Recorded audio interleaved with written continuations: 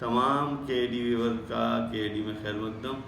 दोस्तों मैंने आपको रमज़ान की तैयारियों के हवाले से जो है मालूमात दी थी और बताया था कि हम किस तरह जो है रोज़े में अपने आप को बेहतर कर सकते हैं। ख़ासकर डायबिटिक पेशेंट के हवाले से मैंने बताया था कि डायबिटिक पेशेंट किस तरह रोज़ा रख सकते हैं और रोज़े की रिहर्सल करनी और सारी बात बताई थी।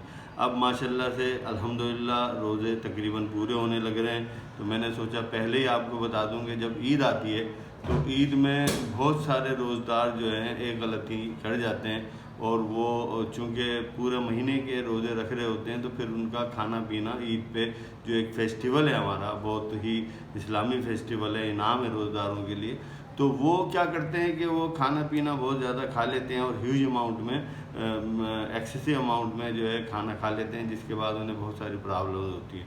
तो सबसे पहले तो मैं बताऊं होता क्या है। देखिए, हमारे मैदे की जो कैपेसिटी है, वो मैदे की कैपेसिटी अप्रॉक्सीमेटली 1 सेर या 1 किलो के करीब है। हम यूजुअली जो है 1 सेर और 1 किलो के करीब जो है कुछ खाएंगे तो काबिल कबूल होगा। उसमें हमारा मैदा जो है कुछ किसी हद तक जो है खाली रहता है, जिससे कि हमारे तमाम जूसेस ऑफ दी स्टमक जो हैं वो प्रॉपर काम कर रहे होते हैं और हाजमे का निज़ाम बेहतरीन काम कर रहा होता है, हमें भारीपन नहीं होता।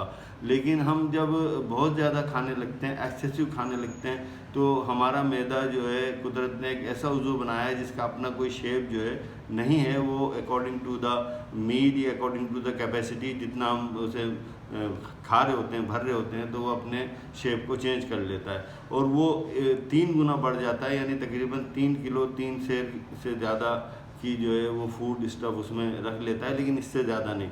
उसके बाद क्या होता है कि जैसा कि आपको मैं बता चुका है एनाटमी में कि 2 स्फिंक्टर होते हैं। एक कार्डियक स्फिंक्टर होता है इधर ऐसे करके, जो कार्डियक स्फिंक्टर होता है यानी वाल होते हैं, और एक ड्यूडेनल स्फिंक्टर होता है। वो इतना बढ़ जाता है मैदा कि दिल के स्फिंक्टर यानी कार्डियक स्फिंक्टर को खोल देता है और वो मुस्तकिल खुले रहने की वजह से हम जब खाना ज़्यादा खा लेते हैं, हमारी वेजोवेगस नर्व जो है, क्रेनियल नर्व है, जो कि मैदे में भी जा रही है, दिल में भी जा रही है और ब्रेन में भी, तो ब्रेन फिर उसे शटअप कॉल देता है या ब्रेन उसे बताता है कि अब इससे ज़्यादा आप नहीं ले सकते।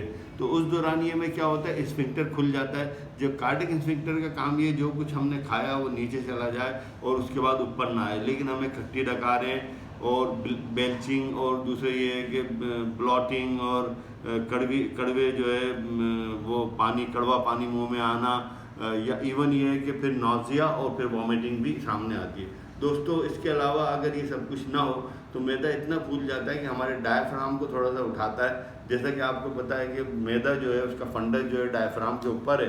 डायफ्राम को जब वो उठाता है तो डायफ्राम को उठाने की वजह से हमारी सांस की जो कैपेसिटी है, जैसे फेफड़े की कैपेसिटी कम हो जाती है और हम प्रॉपर सांस नहीं ले पाते, जिसकी वजह से हमें बेचैनी होती है और भारीपन होता है और सांस जो है वो हमारा जो है शैलो हो जाता है और हम सांस पूरा नहीं ले पाते। इसी तरह जब वो ज़्यादा उठाते हैं तो फिर क्या होता है कि उसके कार्डियक जो है हमारा उस पर प्रेशर पड़ता है एपेक्स पे, और वो जो है हमारे दिल की जो है रफ्तार जो है बढ़ जाती है। ईद में ये मैं आपको बताना चाहूँगा कि मीठा ज़्यादा खाया जाता है और बहुत ज़्यादा मीठा खाने की वजह से हमारे कई दिन खाली पेट रहने और फिर ज़्यादा मीठा खाने की वजह से ख़वातीन जो है वो चेहरे पे दानों का और तरह तरह के स्किन एलर्जी का या ख़ारिश का शिकार हो जाती हैं, और मर्द भी इसी तरह की एलिमेंट में गिरफ़्तार हो जाते हैं। और साथ साथ उनको जॉइंट पेन होता है, उनके पैरों में सूजन आने की उम्मीद होती है, या इस तरह की जो है ना मामला सामने आते हैं। तो हमें जो है बहुत ज़्यादा खाने की वजह से बहुत ज़्यादा जो है हमारे एंजाइम खारिज होते हैं। शुगर खाने की वजह से जो है हमारा लबलबा बहुत ज़्यादा काम करता है, और मीठा खाने की वजह से और बहुत सारी चीज़ें खाने की वजह से भी लबलबा काम करता है। हमारे जो लबलबे के जो ऊपर के जो है लाइपेज है, अमाइलेज है, और ये बहुत सारी चीज़ें जो हैं वो हमारे आंतों को, छोटी आंत को और जो है बहुत सारे प्रेशर देते हैं और बहुत सारी प्रॉब्लम क्रिएट करते हैं। तो सबसे पहले तो देखें जी, ब्लॉटिंग होना, फिर वो अगर डिस्कम्फर्ट होना, और इसी तरह से जिसको हम उर्फ़ आम में कहते हैं कि गैस चढ़ गई, या उर्फ़ आम में हम ये कहते हैं कि जी वो जो है ज़्यादा खाने की वजह से जो डिस्कम्फर्ट होता है वो ये कैफियत सामने आती है। अच्छा, अब आपको करना तो ये होगा कि आहिस्ता आहिस्ता अपने मैदे को आदी बनाएं खाने के लिए। और दूसरी बात ये है कि कोशिश ये करें कि लिक्विड फार्म में चीज़ें लेना शुरू करें और थोड़े थोड़े वक्फे से लें।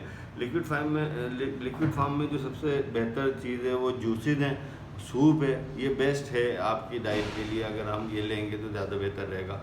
नेचुरल शुगर लेनी होगी और बहुत ज़्यादा शुगर नहीं लेनी होगी। जबकि ईद पे हमारे यहाँ जो है वो मीठी ईद इसलिए कहते हैं ऐसे कि मीठा ज़्यादा खाया या खिलाया जाता है। तो ये जहन में रहे कि हमें मीठे से अवॉइड करना होगा। फिर भी अगर हमें इस किस्म की कैफियत सामने आती हैं जो कि खाने के बाद जो प्रॉब्लम पैदा होती है तो एहतियात करनी होगी। और कुछ मेडिसिन ऐसी हैं, अव्वल तो हमें एहतियात ये करनी चाहिए खाने चाहिए। कुछ मेडिसिन ऐसी हैं जैसे कि अगर डिस्कम्फर्ट हो, सांस लेने में तकलीफ़ हो रही हो, परेशानी हो और दिल की धड़कन में भी मसाइल हों तो कार्बोवेज जो है वो बेस्ट मेडिसिन हो सकती है। उसके अलावा पल्सटीला है, बेहतरीन है। अगर मीठा खाने के बाद जो है पल्सटीला जो ली जाए तो ज़्यादा बेहतर है। इसी तरह जो है लाइकोपोडियम है, लाइकोपोडियम भी बेस्ट मेडिसिन हो सकती है। और बहुत सारी दवाएं नेट्रोफॉस वगैरह है, लेकिन ये जो है सबसे अहम दवा जो है नक्स है, कार्बोवेज है, पल्सटीला है, ये दवाएं हम ले सकते हैं। लेकिन मेरा एक मशवरा हमेशा से रहा है कि दवाओं से दूर रहें, चाहे वो कारमीना हो, चाहे वो हिकमत की दवा हो, चाहे वो एंजाइम हो, कोई ऐसे डाइजेस्टिव एंजाइम हो, चाहे वो आप एप्लाजाइम हो, किसी भी किस्म की दवा है, दवा से दूर रहना चाहिए। हमेशा खाना ही इतना चाहिए जितना ज़रूरत हो। तो दोस्तों ये थी आपके लिए एक ईद का तोहफ़ा इससे पहले।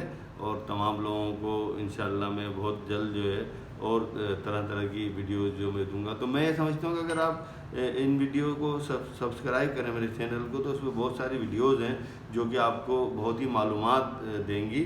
आप करके देख लीजिए, इंशाअल्लाह आपको बहुत हर मौजू पे तकरीबन आपको वीडियो वहाँ मिलेगी और पूरे लेक्चर होंगे। अस्सलाम वालेकुम।